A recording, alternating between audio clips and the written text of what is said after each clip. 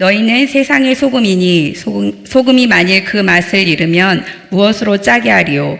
후에는 아무 쓸데없어 다만 밖에 버려져 사람에게 밟힐 뿐이니라. 너희는 세상의 빛이라. 산 위에 있는 동네가 숨겨지지 못할 것이요. 사람이 등불을 켜서 말 아래에 두지 아니하고 등경 위에 두나니 이러므로 집안 모든 사람에게 비치느니라. 함께 읽겠습니다. 이같이 너희 빛이 사람 앞에 비치게 하여 그들로 너희 착한 행실을 보고 하늘에 계신 너희 아버지께 영광을 돌리게 하라. 아멘. 반갑습니다.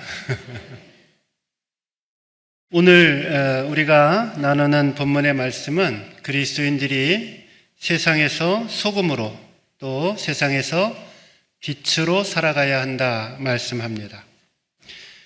세상 사람들에게는 원수를 사랑하라 라는 말씀과 함께 아울러서 세상의 소금이요 세상의 빛으로 살라 라는 말씀은 대표적인 예수님의 가르침으로 알려져 있습니다. 오늘 저와 여러분은 소금처럼 세상에서 맛을 내는 인생이 되어야 합니다. 또 어두움을 밝히는 빛이 되어야 합니다. 문제는 이 소금과 빛이라는 삶이 현대 그리스도인들의 삶의 모습과는 매우 동떨어진 옛날의 이야기가 되고 말았다는 데 있습니다. 더 이상 세상 사람들은 그리스도인들을 가리켜서 세상의 맛을 내는 소금이다라고 생각하지 않습니다. 또 저와 여러분을 가리켜서 저 그리스도인들은 세상을 밝히는 빛이야 라고 생각하지도 않습니다. 심지어는 그리스도인들조차도 내가 소금이 되어야 하고 내가 빛이 되어야 한다 생각하면서 살아가는 그리스도인들도 찾아보기 어렵습니다. 찾아보기가 쉽지 않은 거죠. 소금과 빛의 삶은 그저 성경 속에 나오는 좋은 신앙 이야기 정도쯤으로 생각하고 우리가 살아가고 있는 현실의 삶과는 동떨어져 있는 하나님의 말씀이다 치부합니다. 과연 그렇습니까? 절대로 그럴 수는 없습니다. 2000년 전에 갈릴리 언덕에서 베풀어 주신 그 예수님의 말씀은 오늘 우리들의 삶 속에도 반드시 지켜져야 하고 반드시 훈련되어야 하고 반드시 확인되어져야 할 줄로 믿습니다. 소금이 되어라, 빛이 되어라 라는 이 말씀은 그리스도인의 사명입니다. 실존주의 철학자 키엘케골은 자신이 쓴 자서전에 보면 22살에 적었던 일기 내용이 등장을 합니다. 거기 이렇게 적혀 있습니다. 온 세계가 무너진다 해도 내가 꽉 붙들고 놓을 수 없는 신념, 내가 그것을 위해서 살고 그것을 위해서 죽을 수 있는 사명을 나는 찾아야 한다 고백합니다. 오늘 본문의 말씀이 바로 이 인생의 목적, 인생의 사명과 관계되어진 말씀입니다. 그리스도인으로서 우리가 살아가야 할 삶의 존재 이유, 삶의 목적과 관련됩니다. 그리스도인은 왜 사는가? 소금이 되기 위해서 사는 것이다.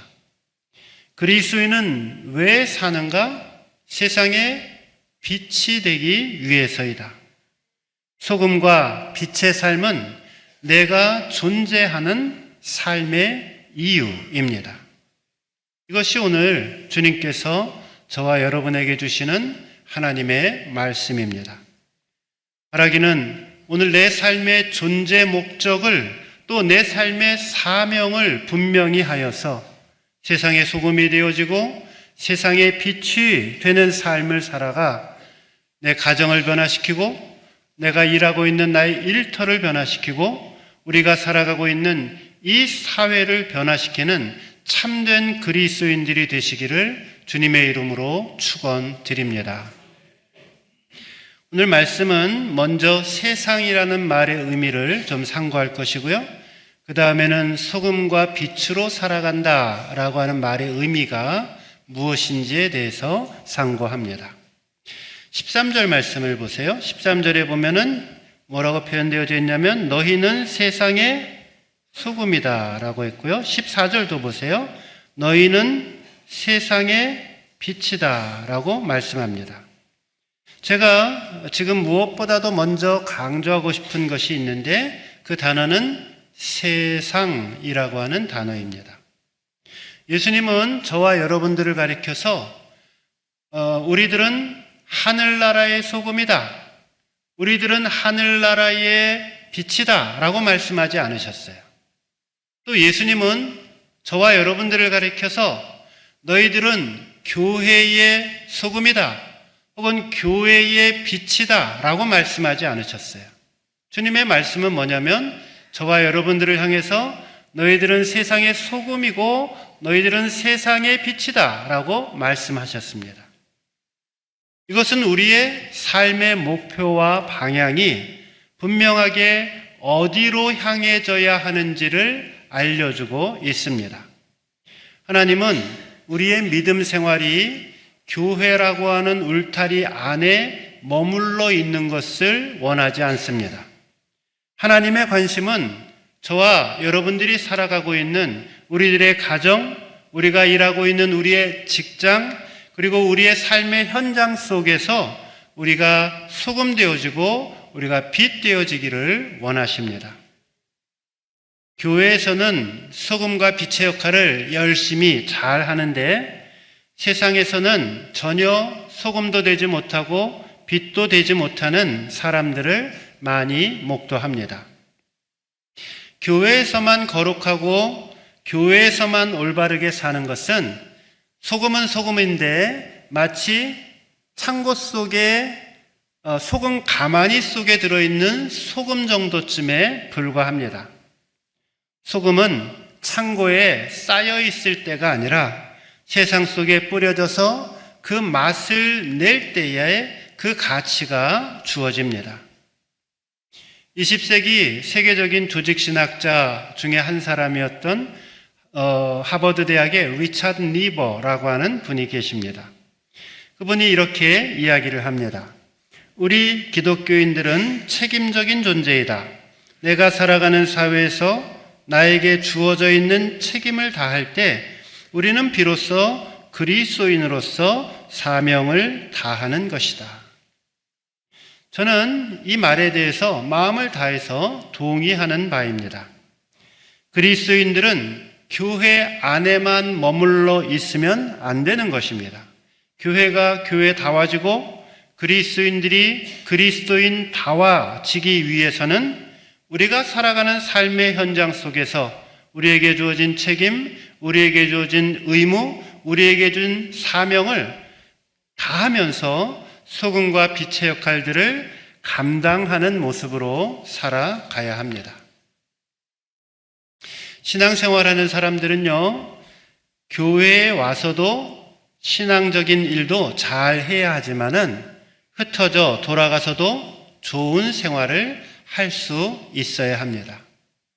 신앙과 생활이 서로 조화가 돼야 되는 것입니다. 어떤 사람은 신앙이 좋아서 교회에 와서 예배도 잘 드리고 기도도 열심히 하고 성경 공부도 잘하고 봉사도 잘 하는데 생활이 엉망진창인 사람이 있어요. 그러나 정말로 신앙이 좋다라면 그 신앙이 내가 살아가고 있는 내 삶의 현장에 연결이 되어야 합니다. 교회에서는 그야말로 천사표인데 집에 가서는 가족들을 돌보지 않고 술 먹고 싸우고 폭력을 행사하고 그런 사람들은 하나님 앞에 환영받을 만한 사람이 아닙니다. 교회에서는 충실하고 더할 나위 없이 좋은데 직장에서 사람들과 늘 다툼과 분쟁을 일으키고 다른 사람들의 비난의 대상이 된다면 문제가 있는 것입니다. 물론 교회에서도 소금 같은 사람이 되어야 하고 빛과 같은 사람이 되어야 합니다. 세상도 중요하지만 교회도 중요합니다. 그러나 교회의 소금과 빛과 같은 사람이 되려면 세상의 소금과 빛과 같은 사람이 되어야 합니다. 세상에서 자기 소명을 다 감당하지 못하는 사람은 교회에서도 소금과 빛의 사명을 감당할 수 없기 때문입니다. 우리가 세상에서 소금과 빛의 역할을 잘 감당한다라면 우리는 자연스럽게 교회 안에서도 빛과 소금의 역할을 감당합니다. 그러나 세상의 소금과 빛의 역할을 망각하고 교회에서만 소금처럼 빛처럼 나서려고 한다라면 오히려 그분은 교회를 어지럽히게 되어지고 오히려 혼란스럽게 하는 사람이 될 수도 있습니다. 교회에서만 큰 소리 치시고 열심을 내시는 교인이 되지 마시고 세상에 나가서 큰 소리 치시고 세상을 변화시키는 열심을 내는 성도님들이 되실 수 있기를 바랍니다. 우리가 살아가는 세상, 그리고 우리 후손들에게 물려주어야 할 세상을 좋은 세상으로 만들기 위해서, 정직한 세상으로 만들기 위해서, 하나님의 공의와 사랑이 넘치는 세상으로 만들기 위해서 삶의 모든 노력을 경주해야 합니다. 이것을 내 인생의 사명, 내 인생의 목적으로 삼고 살아가실 수 있기를 축원드립니다. 소금과 빛으로 살아간다라는 말의 의미가 무엇일까요? 첫째, 맛을 내는 인생이 되는 것이다. 해볼까요? 시작. 맛을 내는 인생이 되는 것이다. 네. 먼저 세상의 소금이다. 너희는 세상의 소금이다 라는 말의 의미를 좀 상고해 볼게요. 13절 보세요. 13절. 너희는 세상의 소금이니 만일 그 맛을 잃으면 무엇으로 짜게 하려? 후에는 아무 쓸데없이 다만 밖에 버려 사람에게 밟힐 뿐이니라. 아멘. 오늘 예수님께서는 우리를 가리켜서 너희는 세상의 소금이다 라고 말씀을 하셨어요. 소금이 뭘까요? 소금이, 옛날에는 소금이 봉급을 나눠줄 때, 그러니까 봉급 대용으로, 월급 대용으로 나눠줄 정도로 소금의 가치는 굉장히 큰 거였습니다. 영어에 소금이 salt죠, salt. 봉급이 뭡니까? 월급이 샐러리죠, 샐러리. 그래서 실질적으로 과거에 로마 시대 때 때때로 엽전을 나눠주기도 했지만은 때로는 소금이 그 사람의 그 월급을 대신하여서 나누어 줄 정도로 귀한 물건이었습니다. 그런데 오늘 예수님께서 세상의 소금이다 라고 말씀을 하셨을 때 그 말씀의 초점은 소금의 맛을 내는 성질에 있습니다. 무슨 말일까요? 맛을 내는 인생이 되어야 한다라는 말씀입니다. 제가 가지고 있는 취미 중에 하나가 놀라지 마십시오. 음식을 만드는 겁니다. 네. 아주 잘합니다. 마음이 찌뿌둥하고 그 다음에 스트레스가 생길 때는 저는 음식을 만듭니다. 네. 음식을 만드는데 가장 기본이 되는 것은 고추장도 아니고 간장도 아니고 소금이죠, 소금.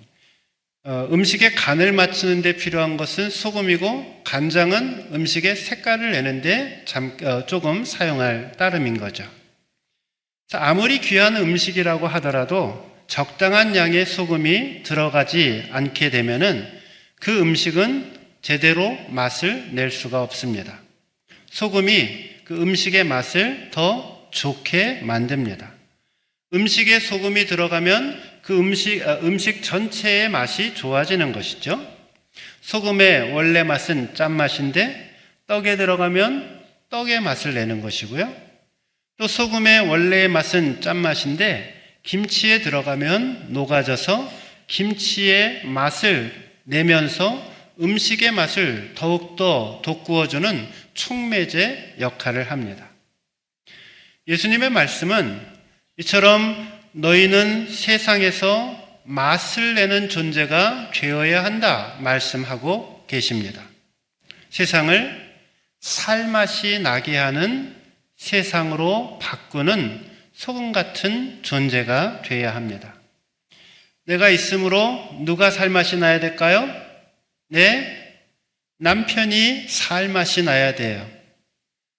맞나요? 네. 내가 있으므로 누가 살맛이 나야 돼요? 내 아내가 살맛이 나야 돼요. 너무 먼 얘기인가요? 네. 내가 있음으로 말미암아 누가 살맛이 나야 돼요? 나의 부모가 살맛이 나야 되고, 내가 있음으로 말미암아 나의 자녀들이 살맛이 나야 돼요. 내가 있음으로 말미암아 내 직장의 다른 동료들이 살맛이 나는 인생이 돼야 합니다. 그리스도인이 가정에 들어가면 화목한 가정을 만들고, 직장에 들어가면 더욱 좋은 직장을 만들어 가는 것입니다. 그리스도인이 가는 그 곳곳마다 그 환경을 좋은 환경으로 만들어 내는 것이고, 사람들을 살려내는, 생기나게 하고 살려내는 일을 하게 해야 합니다. 가정을 살리는 것이고, 남편을 살리는 것이고, 아내를 살리는 것이고, 자녀를 살려내는 것이고, 쓸모 없는 것을 쓸모 있도록 만들어내는 것이 소금된 그리스도인의 직분입니다. 교회의 부흥과 교회의 성장은 바로 이 소금의 맛에 있습니다. 이상적인 교회, 이상적인 성도는 우리가 살아가고 있는 우리의 이 사회 속에서, 우리의 삶의 터전 속에서 아름다운 향기를 내고 또 맛있는 맛을 내는 삶을 삶으로써 하나님 아버지 앞에 영광을 돌리게 하는 것입니다. 오늘 본문의 말씀은 소금이 맛을 잃게 되면은 버리워져서 땅에 밟히게 된다라는 표현이 등장을 합니다. 우리 생각에 아니 무슨 소금이 맛을 잃어버릴 수가 있겠는가 생각이 들 수가 있죠. 그리고 뭐 소금이 맛을 잃었다고 사람들한테 밟힌다, 이해가 잘 안 됩니다. 소금에는 두 종류가 있는데요. 하나는 바닷물을 증류시켜서 만드는 천일염이라는 것이 있고요. 다른 하나는 바위에 들러붙어서 생성되는 암염이라는 것이 있습니다. 예수님 당시 유대 팔레스타인에서는 사해 유역의 늪지역에서 채취를 하거나 혹은 시리아의 광야에서 나오는 바위소금, 즉 암염이 있었습니다. 그런데 이 암염소금은 여러 가지 광물질이 그 안에 섞여 있기 때문에 빗방울이 떨어져서 빗물이 섞이게 되어지면 그 소금의 순도와 맛이 떨어졌습니다. 이렇게 변질되어진 소금, 또 이렇게 맛을 잃은 소금은 아무리 많이 있어도 사용처가 없어서 길거리에 뿌려지거나 혹은 평평한 지붕 위에 흙을 덮어놓고 그 위에 소금을 뿌렸습니다. 지붕은요, 유대교 당시, 이스라엘 당시에 이 지붕은 우리는 지붕 위에 좀처럼 사람들이 지나다닐 일이 없지만은 유대인들에게, 이스라엘 백성들에게 있어서 지붕은 공공집회의 장소로 사용되었습니다. 그래서 결국 그 맛을 잃은 소금, 지붕 위에 뿌려져 있는 그 소금들은 사람들에게 짓밟힘을 받게 되는 것입니다. 소금은 맛을 잃지 말아야 합니다. 맛을 잃어버리면 길거리에 내버려지게 되고 지붕 위에 뿌려지게 됩니다. 요한계시록의 표현에 의하면은 하나님께서 신앙을 잃어버리고 맛을 잃어버린 사람들을 향해서 내가 너희를 토하여 내치겠다라고 말씀합니다. 소금의 맛을 잃은 사람들은 하나님께 버림을 받습니다. 또한 세상 사람들에게도 짓밟힙니다. 사람들에게 조롱받고 무시를 당하고 쓸모없는 존재가 되고 맙니다. 얼마나 비참한 모습입니까? 옛날 유대교에서는 다음과 같은 습관이 있었습니다. 신앙을 버리고 타락했던 사람이 다시 회개하고 하나님께로 돌아오면은 이 사람을 그 회당의 문 앞에, 우리로 따지면 예배당 입구에 엎드리게 합니다. 그리고는 지나다니는 사람들이 그 회개하고 돌아온 사람들을 밟고 지나가게 합니다. 그러면 이 회개하고 돌아온 사람은 그 많은 사람들 앞에서 큰 소리로 이렇게 외칩니다. 나는 맛을 잃은 소금이니 나를 밟고 지나가시오. 꼭 우리 가운데 이렇게 사람들 앞에, 하나님 앞에 소리쳐야 할 사람들은 없는지 내 믿음을 조용하게 점검해 보십시오. 바라기는 우리가 살아가는 세상을, 우리의 가정과 우리의 직장과 우리의 사회를 살맛이 나게 하는 소금 인생으로 살아가실 수 있기를 주님의 이름으로 축원드립니다. 두 번째로, 빛의 삶은 내 삶의 어두운 죄를 벗어버리는 것이다 입니다. 읽어볼까요? 시작. 빛의 삶은 내 삶의 어두운 죄를 벗어버리는 것이다. 네. 빛이라는 말을 더 정확하게 이해하기 위해서는 이 빛의 상대어인, 반대말인 어두움이 무엇인지를 생각해 보시면 됩니다. 성경에서 어두움은 늘 무엇과 관련시키냐면은 죄된 속성과 관련시킵니다. 빛은 있는 그대로, 사실 그대로를 드러냅니다. 빛 앞에서는 아무것도 감출 수가 없습니다. 아침에 창살 틈으로 들어오는 그 아침 햇살 속에 방 안에 있는 그 조그마한, 평소에는 눈에 보이지 않았던 그 많은 먼지들이 그 햇살 사이로 비추는 것을 봅니다. 한밤중에는 흉한 몰골, 지저분한 몰골이 그대로 다 가려져 있습니다. 그래서 안심하고 괜찮은 줄 알고 그대로 숨어 있을 수 있습니다. 그러나 한낮이 되어지면 그 흉했던 모습, 그 추한 모습, 그 더러운 모습이 드러나와서 부끄러움을 면할 수 없습니다. 따라서 빛의 삶을 산다라고 하는 것은 내 안에 있는 추한 것들, 내 안에 있는 더러운 것들, 흉한 것들, 감추고 있는 것들을 바로 잡는 것을 말합니다.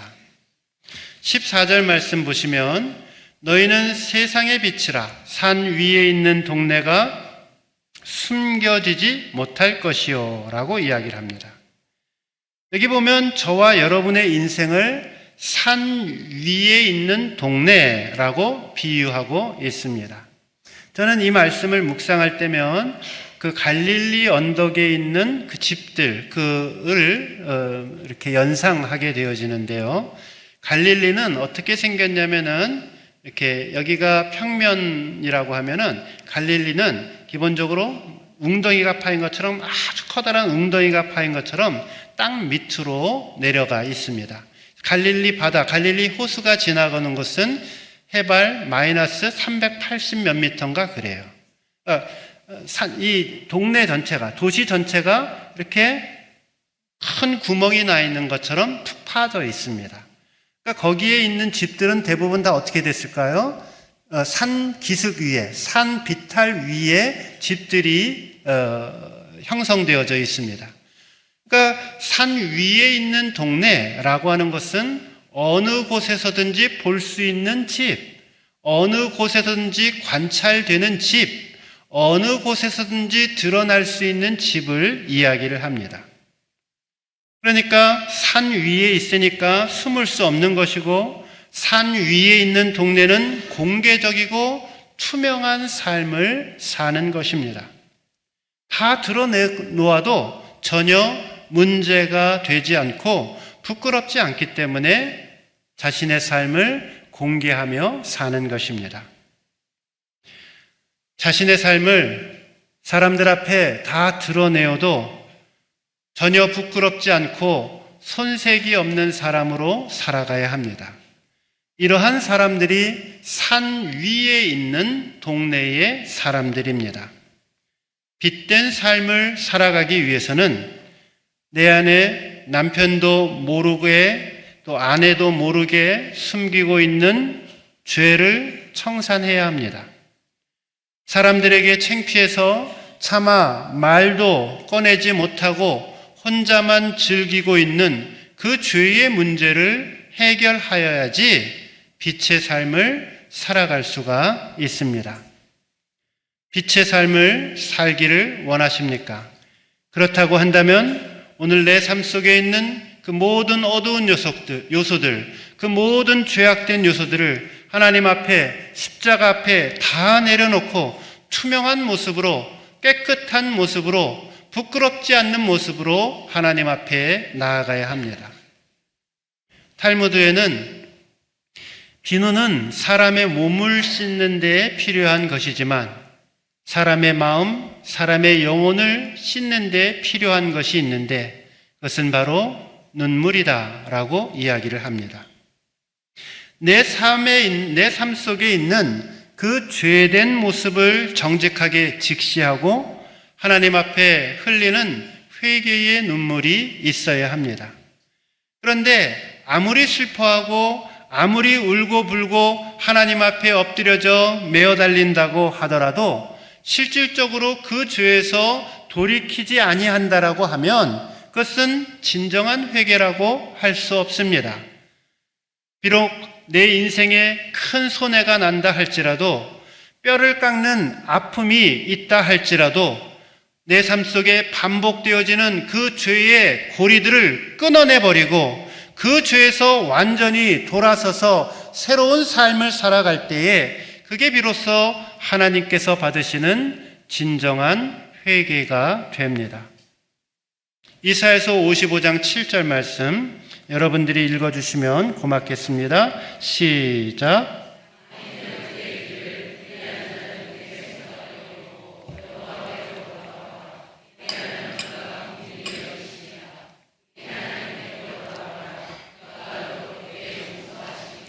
네, 감사합니다. 아멘. 여기 보면은 어떤 표현이 있냐면은 불의한 자는 그의 생각을 버리고 라고 하는 표현이 있죠. 뭐예요? 우리의 마음 속에 하나님 앞에 짓고 있는 그 죄까지도 온전히 내어버리고 하나님 앞에 돌아오게 될 때에 하나님은 그 어떠한 죄도 다 용서해 주시고 긍휼히 품어주시고 안아주시고 우리를 너그럽게 용서해 주시겠다라고 약속하십니다.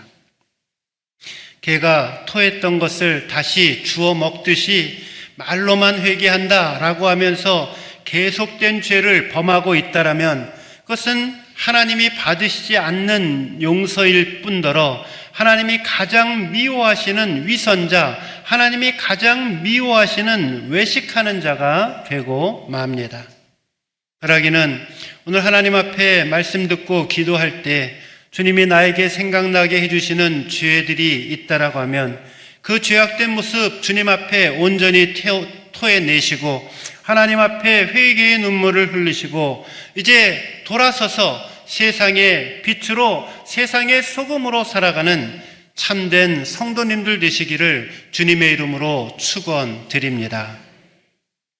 세 번째로 빛의 삶을 살아간다라는 것은 선한 행실이 나타나는 삶입니다. 같이 읽겠습니다. 시작. 빛의 삶을 살아간다는 것은 선한 행실이 나타나는 삶이다. 16절 말씀 보세요. 이같이 너희 빛이 사람 앞에 비치게 하여 그들로 너희 착한 행실을 보고 하늘에 계신 너희 아버지께 영광을 돌리게 하라.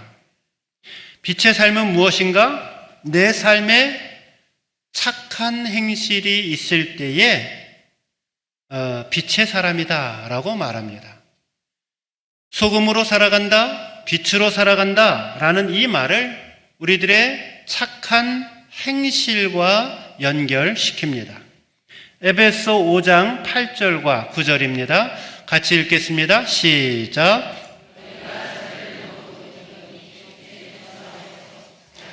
빛의 자녀들처럼 행하라. 빛의 열매는 모든 착함과 의로움과 진실함에 있느니라. 여기 뒤에 보면 빛의 열매는 뭐라 그랬어요? 모든 착함이 빛의 열매이고 또 의롭게 살아가는 것이 빛의 열매이고 진실하게 살아가는 것이 빛의 열매이다 라고 말씀합니다. 내 안에 있는 착한 모습을 보고 내 안에 있는 착한 행실을 보고 내 안에 있는 의로운 삶의 모습을 보고 내 안에 있는 진실된 삶의 모습을 보고 세상 사람들은 야, 저들이 정말 예수 믿는 사람이구나, 저들이 정말 하나님의 자녀들이구나, 저들이 세상의 소금이구나, 저들이 세상의 빛이구나 고백하게 된다라는 것입니다. 오늘 본문에 나타나 있는 이 착한이라고 하는 이 말은 칼로스라고 하는 말입니다. 이 칼로스는 매력이 있고 아름다우며 사람의 마음을 끄는 것을 말합니다. 아리따운 여인이 있어요? 그럼 뭐라고 얘기하는 거예요? 칼로스라고 얘기를 하는 거예요. 멋지고 건장하게 생긴 사람이 있어요? 뭐라고 얘기를 하는 거예요? 칼로스라고 얘기를 하는 거예요. 근데 오늘 예수님은 어떤 사람이 아름답고 어떤 사람이 멋있고 어떤 사람이 매력이 있느냐라고 얘기를 할 때 그것이 용모의 수려함이나 혹은 아니면 지식이나 어떤 겉으로 드러나는 이러한 모습이 아니라 그 사람 속에 선한 행실이 그 사람을 매력적인 사람으로 그 사람을 칼로스로 만든다라고 말씀하고 있습니다. 칼로스는 매력을 끌어내는 행동하는 사랑의 힘입니다. 사람들이 기독교의 매력을 느끼는 것은 기독교가 논리적이고 매우 정확한 이론을 가지고 있기 때문이 아닙니다. 교양적인 강좌나 시대에 유행하는 어떤 사상을 보급하는 세련된 지식을 전하고 있기 때문에 기독교가 매력을 주지도 않습니다. 오늘 성경은 교회가 세상에 던지게 되어지는 매력이 있는데 바로 그것은 어둠을 비추는 빛, 곧 선한 행실, 행동하는 사랑의 힘이라고 말씀합니다. 사랑하는 오산교회 성도 여러분, 세상 사람들과 구별되는 삶을 살아가십시오. 거짓된 세상에서 정직한 사람으로 살아가야 합니다. 뭐로 가도 서울만 되면 가면 된다라는 삐뚤어진 세상 속에서 내가 비록 서울을 가지 못한다 하더라도 나는 바른 길 가겠다, 나는 똑바른 길 가겠다라는 단단한 마음을 가지시고 반듯한 삶을 살아가실 수 있어야 합니다. 돈만 하는 세상에서 돈보다 더 소중한 것이 사람이고 영혼이고 사람을 귀하게 여기는 인생이 되어야 합니다. 남을 미워하고 시기하고 배반하는 세상에서 사람을 진정으로 사랑하고 섬기는 사람으로 살아가야 합니다. 세상에 맛을 내기 위한 소금이 되기 위해서는 그 소금이 녹아 내려야 합니다. 또 세상을 밝히는 등불이 되어지기 위해서는 그 몸이 태워져야 합니다. 바라기는 저와 여러분 모두가 맛을 잃은 소금이 되어 길가에 발 피우는 인생이 아니라 세상에 진정한 맛을 주는 참된 믿음의 성도, 어두워진 세상을 밝히는 참된 빛이 되는 오산교회 성도님들 되시기를 주님의 이름으로 축원드립니다. 기도하겠습니다. 하나님, 그냥 그저 빛은 예수님인 줄 알았고 빛으로 산다, 소금으로 산다는 것은 나와 상관이 없는 말인 줄로 알았습니다. 하나님, 우리가 얼마나 어리석고 얼마나 우둔하게 믿음 생활하고 있는지 스스로를 돌아보게 하여 주시니 감사드립니다. 하나님, 오늘 주신 말씀처럼 너희는 세상의 소금이요 너희는 세상의 빛이라 말씀하셨사오매, 주님, 우리가 성령님을 의지하여 예수님 따라가신 그 발자취를 걷게 하여 주시고 작은 예수의 모습으로 이 땅을 살아가게 하여 주옵소서. 길이 아닌 곳은 걷지 않게 하여 주시고 문이 아닌 곳은 들어가지 않게 하여 주시며 하나님의 뜻대로 주님의 말씀대로 살아가는 이 시대를 바꾸어가는 참된 믿음의 용사들 되게 하여 주옵소서. 예수님의 이름으로 기도드렸사옵나이다. 아멘.